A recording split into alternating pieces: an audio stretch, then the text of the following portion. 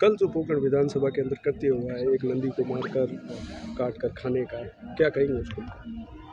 निंदनीय तो है ही है, और हम सबको कलंकित किया है और इस कलंक को हम मिटा के रहेंगे।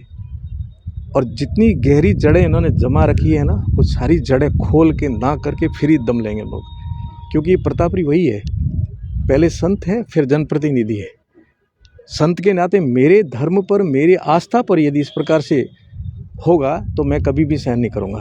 राजनीति की जगह होगी, परंतु ये काम कभी सहन नहीं कर, चाहे छत्रेल हो, चाहे आपका तड़ला हो, चाहे नोक हो। तब मैं नेता भी नहीं था, तब भी गाय के लिए सब छोड़ के निकला था। और आज तो मेरी नैतिक जिम्मेदारी बनती, मैं यहाँ का विधायक हूँ, चाहे बासन पीर हो चाहे पोकरण हो। इस प्रकार की आस्था पर ठेस हम कभी सहन नहीं करेंगे। और लगातार मैं प्रशासन के संपर्क में हूँ। कार्रवाई जो हो रही है, मैं कहता हूँ इसको तीव्र गति से करेंगे हम लोग। और मेरा माननीय मुख्यमंत्री जी से लेकर के जैसलमेर प्रशासन तक संपर्क और संवाद दोनों बना हुआ है। अब जड़ों में जाकर के, जिनकी जड़ें जितनी इन्होंने गहरी बिठा करके इस प्रकार षड्यंत्र रखकर हमें कलंकित किया जा रहा है, और हमें कलंक लगा है ये एक प्रकार का, इसको हम सबको लगा है कलंक। पोकरण के जितने हम लोग रहते हैं, जिनकी आस्था हमारे धर्म में, हमारी गाय में है, ये हमारे लिए तो निंदनीय नहीं, मरने जैसा काम है। गौ माता को मार दिया ऐसे, फिर हम क्या है? विधायक का भी औचित्य क्या बनता है? फिर आम जनता का भी क्या औचित्य बनता है? यहाँ के नागरिकों को मेरी हार हम सबको व्यथित कर गई थी कि महाराज हार गए हैं। और ये गाय का जो कलंक लगा है ना काटना, ये भी हम सबको व्यथित कर रही है। ये एक विधायक का विषय नहीं है, एक पत्रकार का विषय नहीं है, आम जनता का भी विषय है, जो आस्था से जुड़े हिंदू परंपरा का विषय है। हमारी माँ गौ माता से बढ़कर के हम किसी को मानते नहीं है।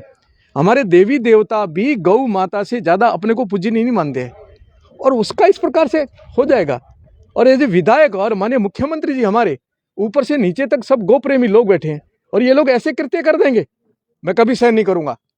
मुझे राजनीतिक से भी कोई वास्ता नहीं है, धर्म से पहले वास्ता है। और ये गाय के लिए इन्होंने किया, इनकी कब्र खोद कर छोड़ूंगा मैं। अच्छा, पोकरण के अंदर आज अवैध मीट की दुकानों को सीज करने का काम किया, इसका मतलब ये तो बात तय थी कि मीट की दुकानें अवैध थी, तो अब तक क्यों चल रही थी वो दुकान? देखिए, लापरवाही जिन्होंने की है उन अधिकारियों के खिलाफ भी मैं कार्रवाई कराऊंगा। मैं लगातार कह रहा हूं, जिला प्रशासन से लेकर के स्थानीय प्रशासन तक मैं कह रहा हूं, जितनी गोचरों पर अतिक्रमण है वो तुरंत क्यों नहीं हटाई जा रहे? नदी नाले यहाँ भी बैठे हैं, यहाँ बैठे हैं, तालाबों पर भी बैठे हैं, और भी बैठे हैं, वो क्यों नहीं हटाए जा रहे हैं आप लोग? और गोचरों में और ओरणों में विशेष रूप से फसलें कर रहे हैं लोग, वहां कुछ का कुछ करके बैठ जाएंगे, ये थोड़ा ही चलने देंगे। इसलिए अभी त्वरित कार्यवाही होगी। गौ माता के ऊपर हत्या होना और धर्म पर आंच आना दोनों बरोबर है, और अब कोई सहन नहीं करेगा। यहाँ भाजपा पदाधिकारी का भी नाम इसमें आ रहा है, एक भाजपा पदाधिकारी का भी नाम आ रहा है। कोई भी पदाधिकारी होगा, ये धर्म और आस्था का विषय है, इसमें कोई पदाधिकारी नहीं, कोई पार्टी नहीं है। जड़ों में जाकर के तह करके जांच करके, और जो अपराधी होगा उसके खिलाफ सख्त से सख्त कार्रवाई करवाएंगे। देखिए, ये पोकरण की जनता आक्रोशित है, और निश्चय ही जनता जिस विषय को लेकर के आ रही है वो हम सबके लिए चिंता का विषय है, और जनता किसी से रुकेगी नहीं। क्योंकि छत्रेल गौ हत्याकांड हुआ, मुझे याद है वहां 1 घंटे का आह्वान हुआ था केवल मात्र। मैं 4-5 बजे सायंकाल पहुंचा था। स्वर्गीय किशन सिंह जी पूरे एमएलए साहब, उन्होंने मुझे बुलाया था, और वहां 1 घंटे मैंने आह्वान किया था कि आपके घर और परिवार में कोई विवाह प्रसंग हो जाए या कोई ऐसी घटना घट जाए तो कैसे आप लोग उपस्थित होते, ऐसे जैसलमेर में उपस्थित होना चाहिए। मैं धन्यवाद दूंगा जनता का जैसलमेर की, कि उस समय 14-15 हजार गौ माता के नाम से इकट्ठे हो गए, और सबको मना के छोड़ा, अपराधियों को हमने गिरफ्तार करवा के छोड़ा।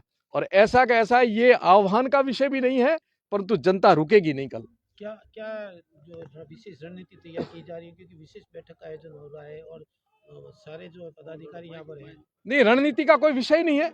ये तो देखो, सबको दर्द लगा, आप लोग भी आए हो, एज ए पत्रकार नहीं आए हो, आप आस्था से जुड़े हुए लोग हो इसलिए आए हो। और ये तो सबके, आम छोटे बच्चे से लेकर के माताओं बहनों से लेकर के बड़े बुजुर्गों तक आज पोकरण शर्मसार है, कलंकित महसूस कर रहा है कि ऐसा हो गया। ये क्या हो रहा है पोकरण के अंदर? आज ये हो रहा तो कल ये और क्या कर सकते हैं?